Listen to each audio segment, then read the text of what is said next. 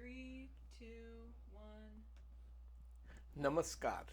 मेरा नाम विशाल मंगलवादी है और मेरे इस YouTube चैनल में आपका स्वागत है।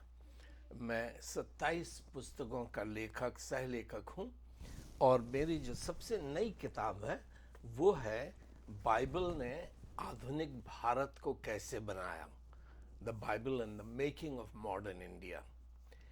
इन वीडियो में मैं इस बात की चर्चा कर रहा हूँ कि बाइबल ने किस तरह से नए भारत को इंडिया को बनाया और बाइबल को अलग करने से क्या नुकसान भारत में हो रहा है। आज के इस वीडियो में हम खास तौर से भारत की आज़ादी स्वतंत्रता की बात करेंगे, क्योंकि 15 अगस्त को हमारे स्वतंत्रता दिवस है।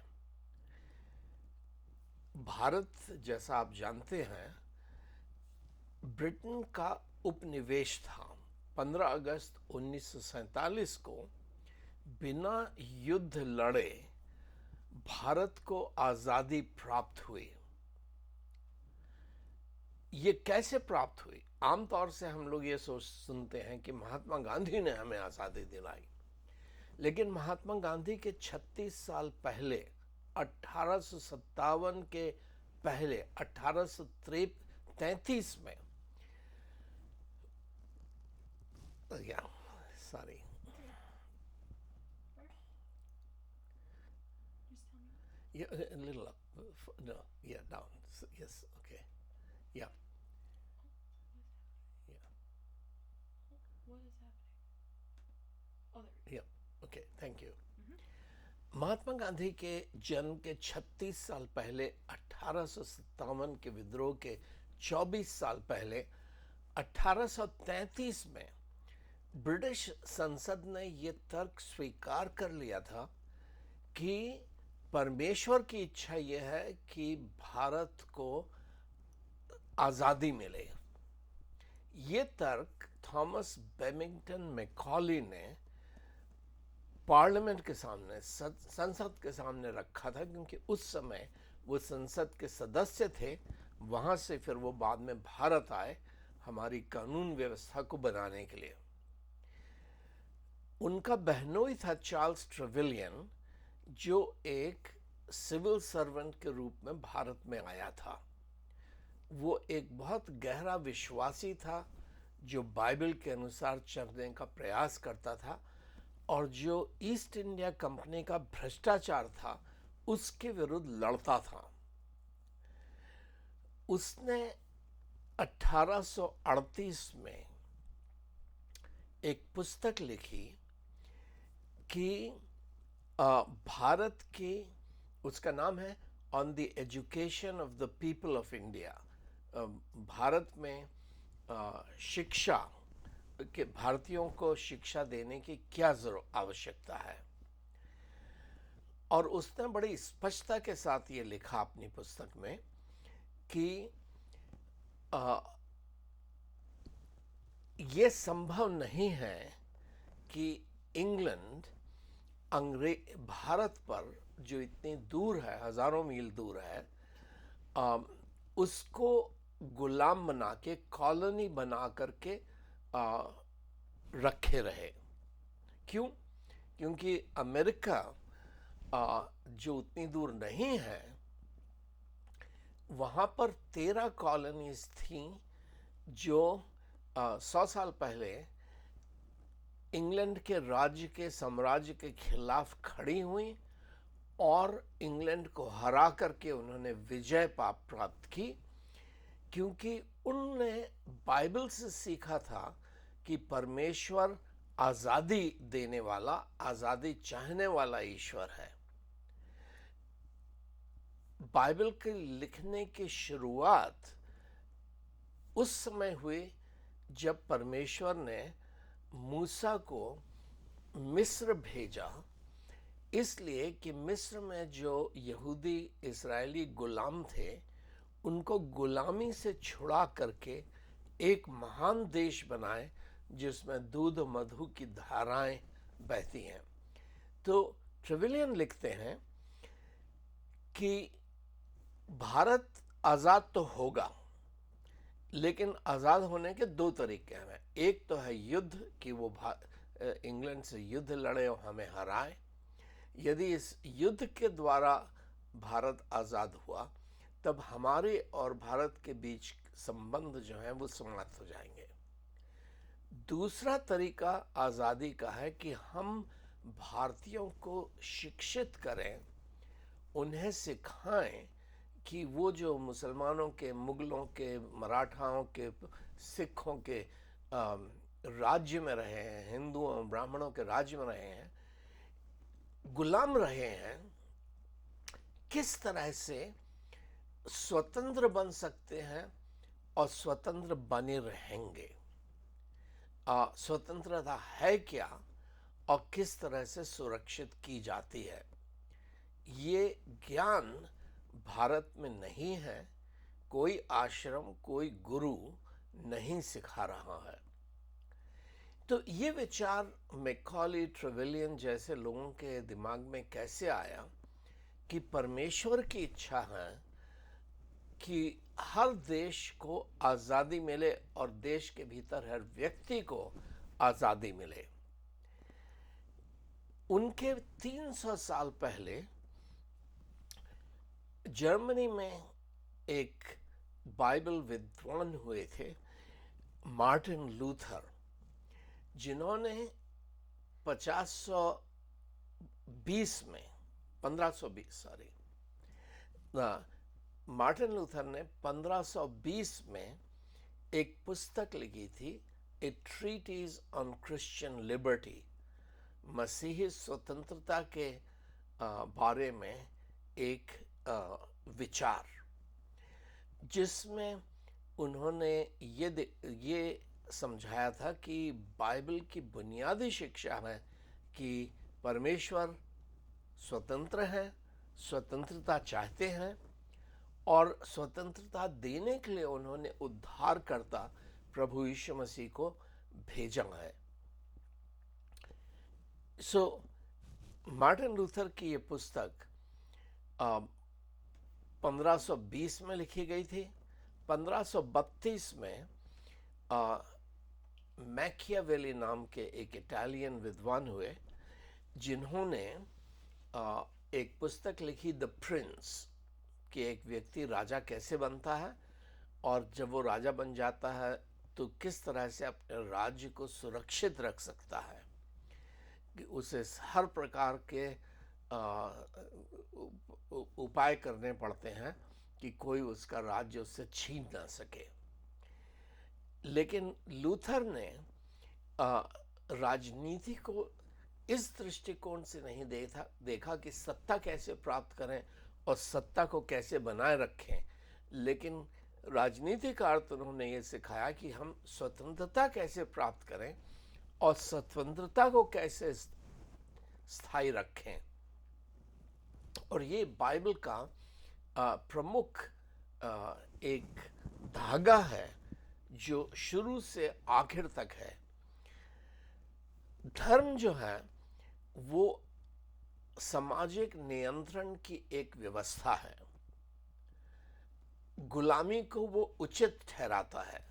जैसे भारतवर्ष में पिछड़ी जातियों को, अनुसूचित जाति जनजाति को किस तरह से गुलाम बना के रखा जाए, ये हमारे धर्म की एक शिक्षा थी। महिलाओं को किस तरह से गुलाम बना के रखा जाए। प्रभु यीशु मसीह ने यहूदियों से कहा कि तुमने भी धर्म को गुलाम बनाने का मार्ग बना दिया है। सत्य आजाद करता है, धर्म गुलाम बनाता है। इसलिए यीशु मसीह ने कहा कि तुम यदि मेरी बातों को सुनोगे, मानोगे, तो तुम सत्य को जानोगे और सत्य तुम्हें स्वतंत्र करेगा। मार्टिन लूथर ने जो गलतियों के नाम पत्र लिखा था, उसमें इसी बात को उसने समझाया था कि न सिर्फ यहूदी नेता यहूदियों को गुलाम बनाते हैं, लेकिन बहुत से मसीही नेता हैं, धर्मगुरु हैं, जो मसीहियों को गुलाम बनाना चाहते हैं और इसलिए उनका खतना कराना चाहते हैं। ना ट्रेविलियन ने, मैकॉली के बहनोई ने यह समझाया कि सत्य की शिक्षा भारत को देना ज़रूरी है, बाइबल पढ़ाना ज़रूरी है, ताकि भारत के लोग स्वतंत्रता को समझ सकें। इसीलिए उन लोगों के प्रयास के कारण 1857 के विद्रोह के पहले अंग्रेज़ों ने कलकत्ता, मद्रास और बम्बई में 3 विश्वविद्यालय बनाए कि हम लोग आज़ादी ज्ञान प्राप्त कर सकें कि किस तरह से हम आज़ाद हो सकते हैं और आज़ादी को कायम कर सकते हैं। ये काम यूनिवर्सिटी बनाना कभी किसी हिंदू आश्रम ने, ब्राह्मण ने, गुरु ने नहीं किया था। इसी बात को लॉर्ड मैकॉली ने अपने भाषण में कहा था कि जो 1833 में उन्होंने पार्लियामेंट के सामने भाषण दिया था, उसमें उन्होंने ये कहा था कि हमने भारत को गुलाम बना लिया है अपनी सेना की शक्ति से। भारत को आज़ाद करना ये हमारी ज़्यादा बड़ी महिमा का कारण बन सकता है। उनको गुलाम बना करके हम रखे रहें, ये ईश्वर की इच्छा नहीं है। उनको गुलामी से स्वतंत्र बनाने का ज्ञान देना, ये राष्ट्र की समृद्धि का आधार है। हमें इंग्लैंड का सम्मान इसी बात से होगा कि यदि हम भारत को उस अंधकार से छुड़ा सके, अज्ञानता के, अंधविश्वास के अधिकार से जिसमें वो फंसा हुआ है। भारत का क्या होगा 1833 में हम अभी अनुमान नहीं लगा सकते हैं, क्योंकि हमने भारत के कुछ हिस्सों को इनसे जीता, कुछ को मुसलमानों से जीता, कुछ को मराठाओं से जीता, कुछ को सिखों से जीता। हम इसके भविष्य को नहीं जानते, लेकिन जो योजनाएं हम भारत के लिए बनाएंगे, हो सकता है कि ऐसी परिस्थितियां आ जाएं जिसके कारण वो योजनाएं असफल हों। लेकिन हम एक ऐसा राज्य है, ईश्वर का राज्य, जिसका पतन नहीं होता है। परमेश्वर का राज्य ये हमारी नैतिकता में, हमारे साहित्य में, हमारे जो इंस्टीट्यूशंस हैं, जो न्याय व्यवस्था है, शिक्षा व्यवस्था है, इसमें शामिल है। यदि हम भारतीयों को पढ़ाएंगे अंग्रेजी, तो वो दिन आएगा जब वो हमसे कहेंगे कि अब तुम भारत छोड़ो।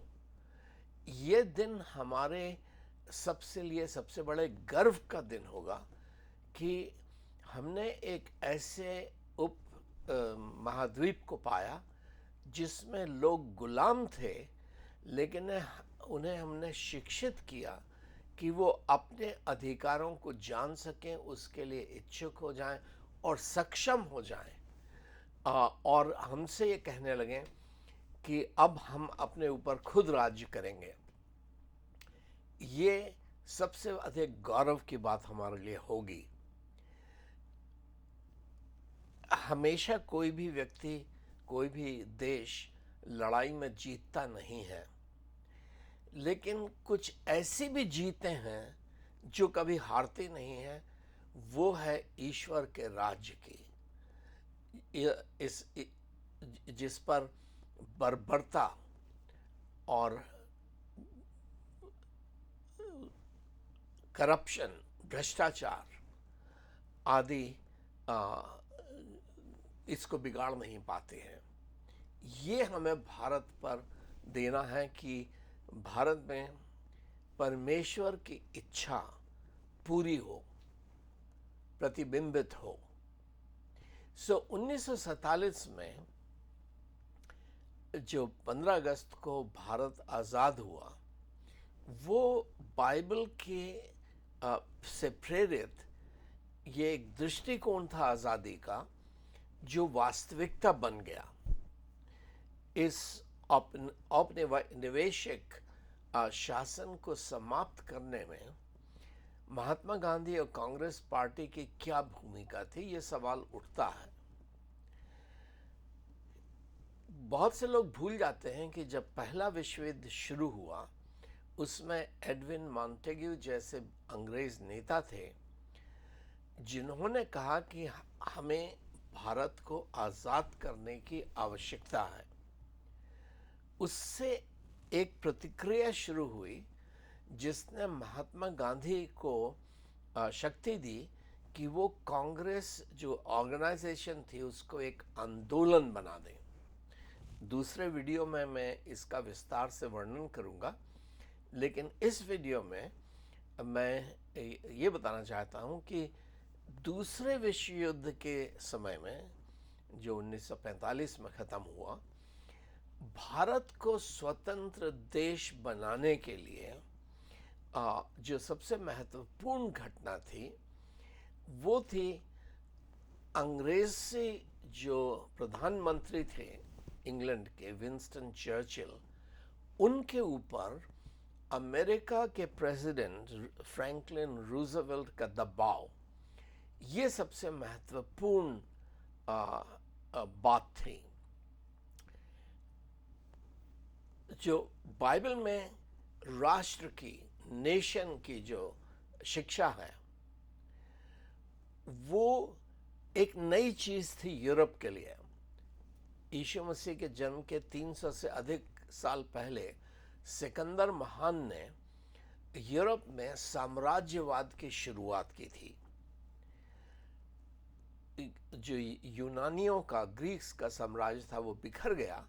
फिर रोमियो का साम्राज्य आया जो प्रभु यीशु मसीह के कुछ दशक पहले शुरू हुआ और फैलने लगा।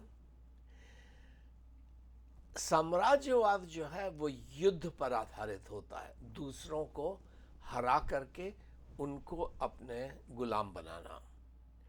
ये भारतीय परंपरा भी थी। हम इसको कहते थे अश्वमेध यज्ञ।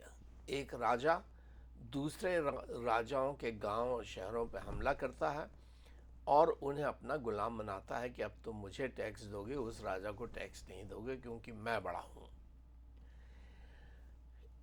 तो ये उपनिवेशवाद है जिसको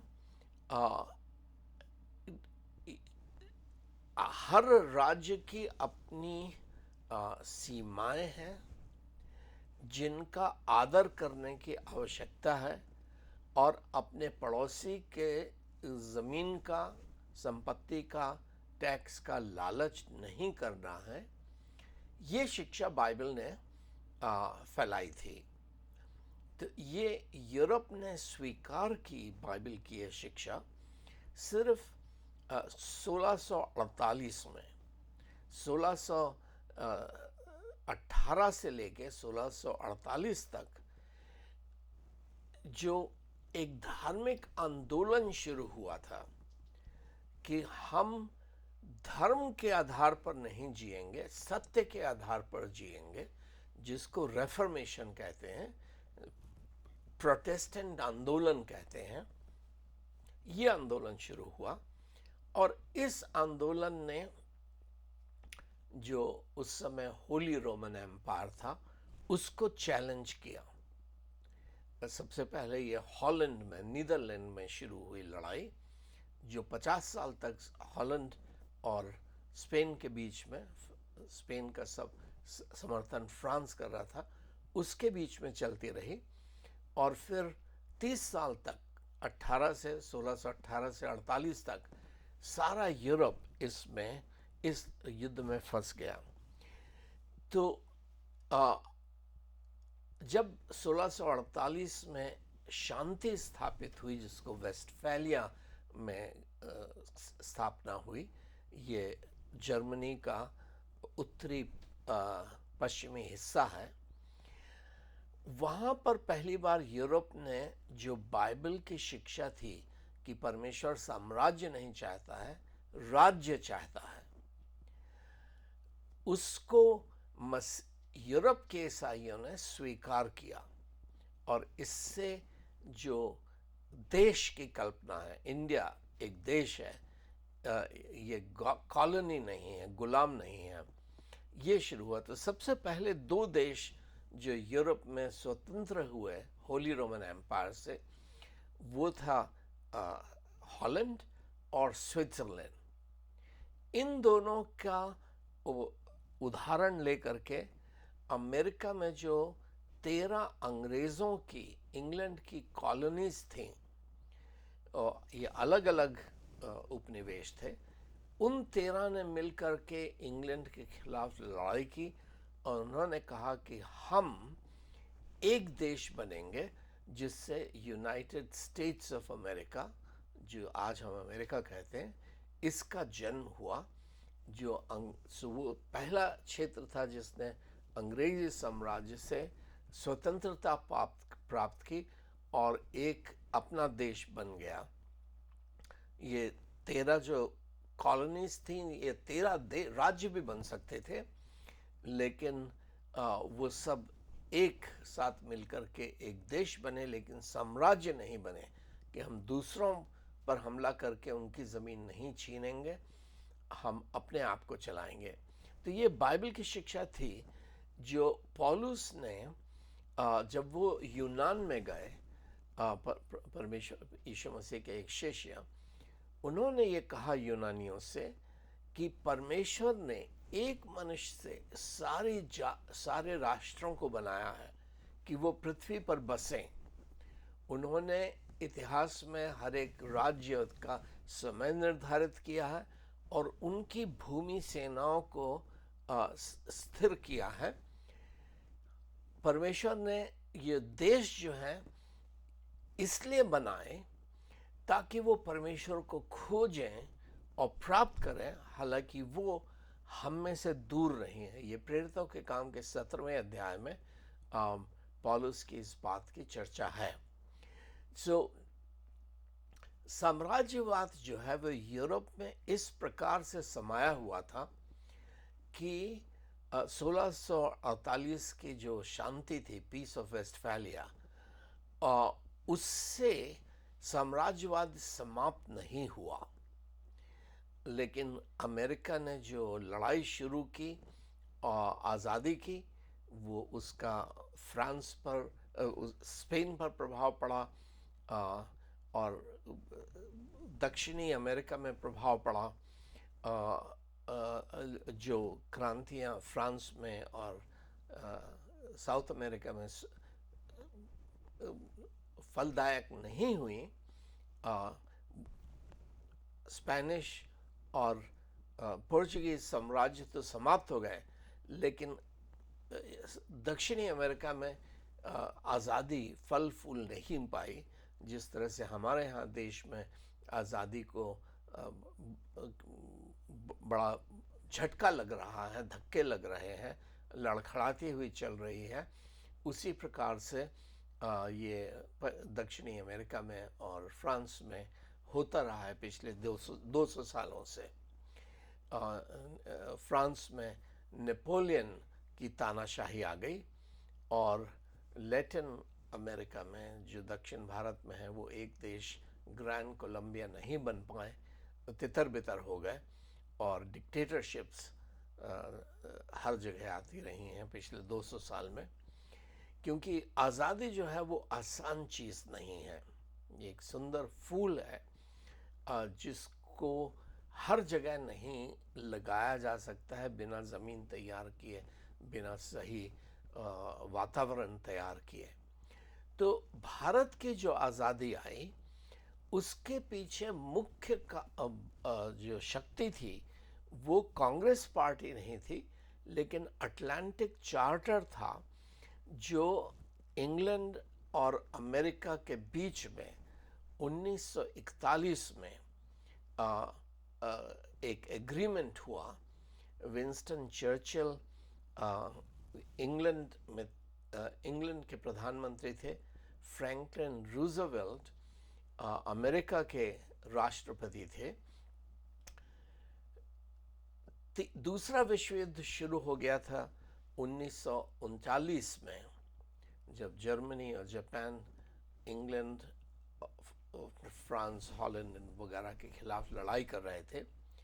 अमेरिका तटस्थ था, ये हमारी लड़ाई नहीं है, हम इसमें नहीं पड़ेंगे, हम अपने नौजवानों का खून नहीं बहाएंगे और अपनी स्त्रियों को विधवा नहीं करेंगे, बच्चों को अनाथ नहीं करेंगे, हम क्यों पैसा खर्च करें, क्योंकि ये यूरोप के लोग हमेशा लड़ते रहते हैं।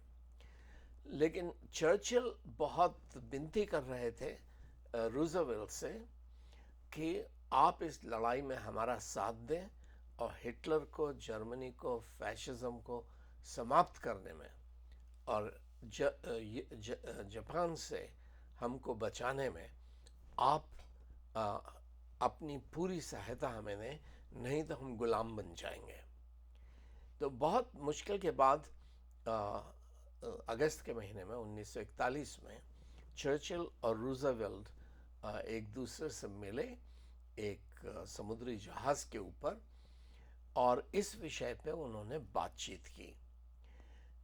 पूरे दूसरे विश्व युद्ध में 11 बार चर्चिल और रूजवेल्ट की मुलाकातें हुई।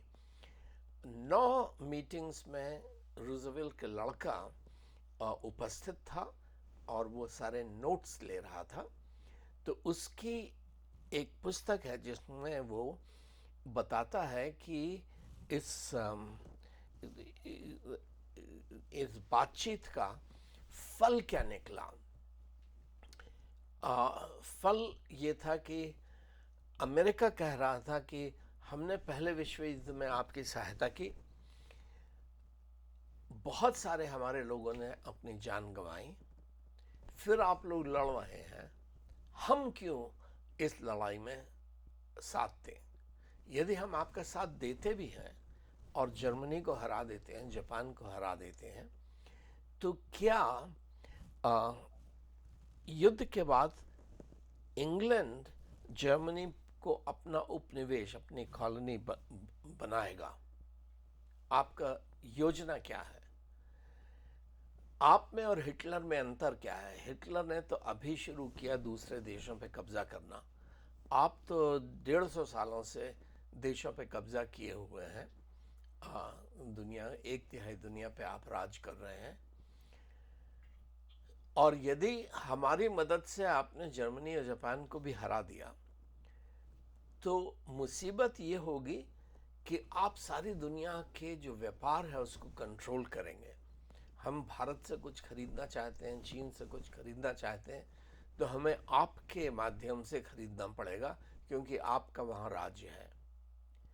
तो यदि आप चाहते हैं कि हम आपकी मदद करें कि आप जर्मनी को हरा सकें और इस लड़ाई को जीत सकें और गुलाम न बने जर्मनी के, तो आपको सारे देशों को स्वतंत्र करना पड़ेगा जिनको आपने उपनिवेश या कॉलोनीज बना करके रखा है।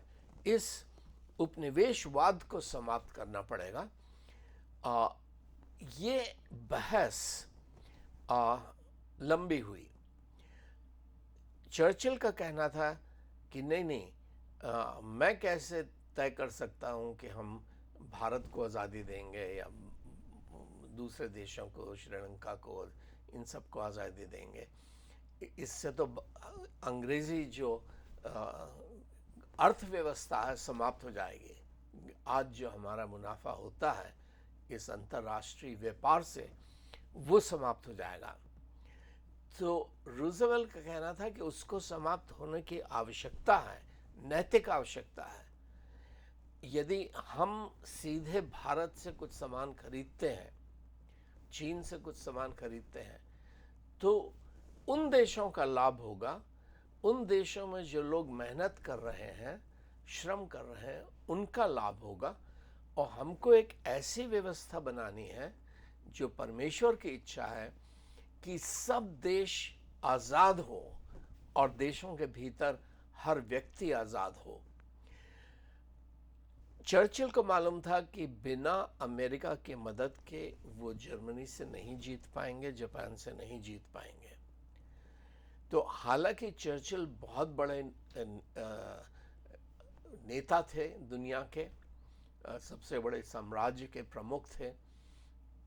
अमेरिका उस समय एक छोटा सा देश था और उसकी कोई खास पहचान नहीं थी, लेकिन चर्चिल ये जानते थे कि बिना अमेरिकन सपोर्ट के वो युद्ध हार जाएंगे और खुद गुलाम बन जाएंगे। इसलिए बहस हुई और भारत के ऊपर खास तौर से बहस हुई, क्योंकि भारत एक महत्वपूर्ण देश था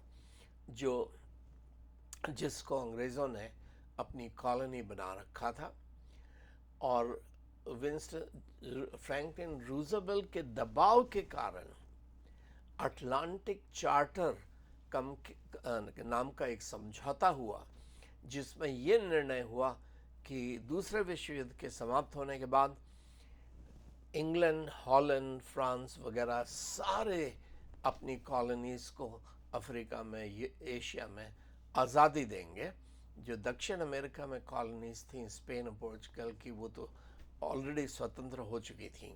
हालांकि भीतरी स्वतंत्रता नहीं थी, लेकिन साम्राज्यवाद समाप्त हो चुका था।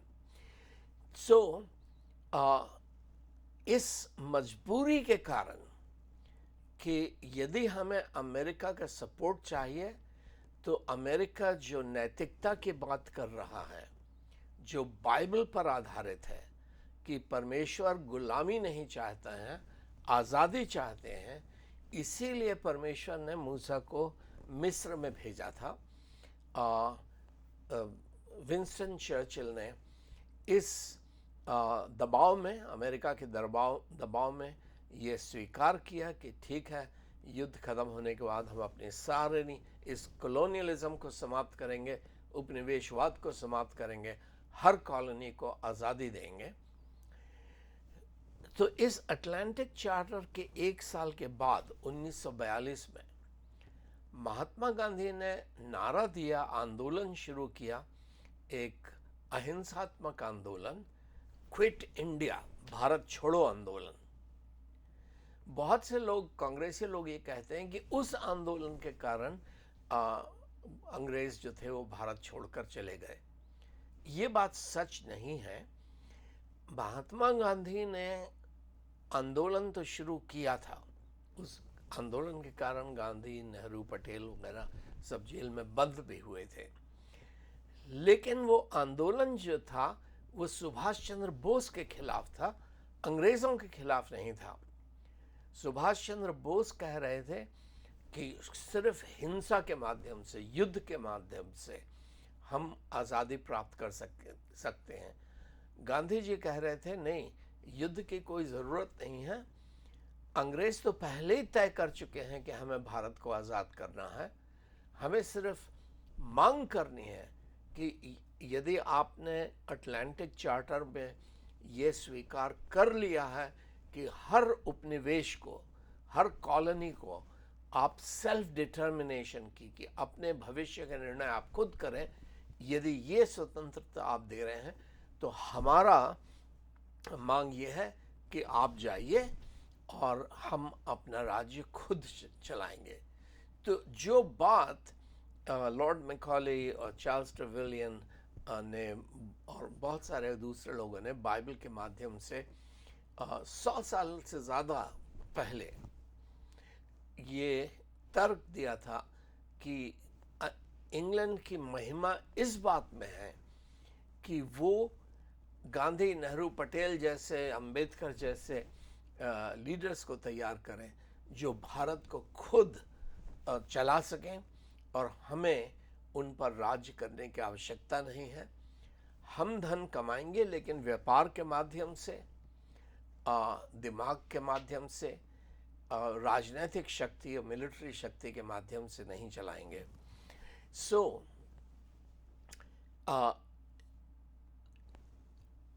ये बात कांग्रेस के जो इतिहासकार हैं वो भारत में नहीं बताते हैं कि भारत की आज़ादी का मूल कारण बाइबल थी, जिसको फ्रैंकलिन रूजवेल्ट ने विंस्टन चर्चिल के ऊपर दबाव डाल करके कहा कि आपको जो नैतिक रीति से सही बात है भारत को आज़ाद करना, ये करना पड़ेगा। जो ये बात कि अमेरिका ने, जो उस समय एक मसीही पूंजीवादी देश था, उसने भारत को आज़ाद कराया, ये बात जो हिंदुत्व के इतिहासकार हैं उनको स्वीकार करना बहुत कठिन लगता है। तो वो सुभाष चंद्र बोस की तारीफ करते हैं, मंगल पांडे की तारीफ करते हैं, जिसके बारे में हम लोग दूसरे वीडियो में बात करेंगे। लेकिन जो सत्य है कि इंग्लैंड को विवश किया अमेरिका ने कि वो बाइबल की शिक्षा पर चलें और गुलामी की इस प्रथा को समाप्त करें, ये बात हिंदुत्व इतिहासकार स्वीकार नहीं करते हैं। तो जब 1947 में भारत आज़ाद हुआ, उसी समय से और उसके पहले ही से इंग्लैंड ने बहुत सारे देशों को आज़ादी देना शुरू कर दी थी। Canada, Australia, New Zealand, south Africa को पहले ही आज़ादी मिल गई थी भारत के, और भारत के साथ साथ जो दूसरे उपनिवेश थे, कॉलोनीज थी, केन्या, युगांडा, मेडागास्कर वगैरह वगैरह, इन सब को भी अंग्रेज़ों ने आज़ादी दी। ये बाइबल की शिक्षा थी, जिस पर मैं किसी दूसरे वीडियो में बाइबल की शिक्षा आज़ादी के बारे में क्या है उसको बाइबल स्टडी करूँगा आपके साथ। आज इतिहास पे ज़्यादा चर्चा मैंने की है। और हमको यदि अपनी आज़ादी को बचा करके रखना है तो सही इतिहास को जानना है, और क्यों आज़ादी, स्वतंत्रता एक नैतिक सिद्धांत है और किस नैतिकता के आधार पर ये चलती है, इसको समझना है। यदि आपको ये वीडियो अच्छा लगा तो मैं धन्यवाद देता हूँ कि आपने अंत तक सुना। कृपया इसको दूसरों के साथ शेयर कीजिए और इसके मेरे YouTube चैनल के सदस्य बनिए। साथ ही यदि आप मदद कर सकते हैं इस प्रकार के वीडियो बनाने में, तो हमारी आर्थिक सहायता भी करें। परमेश्वर आपको आशीष दें, परमेश्वर भारतवर्ष को आशीष दें।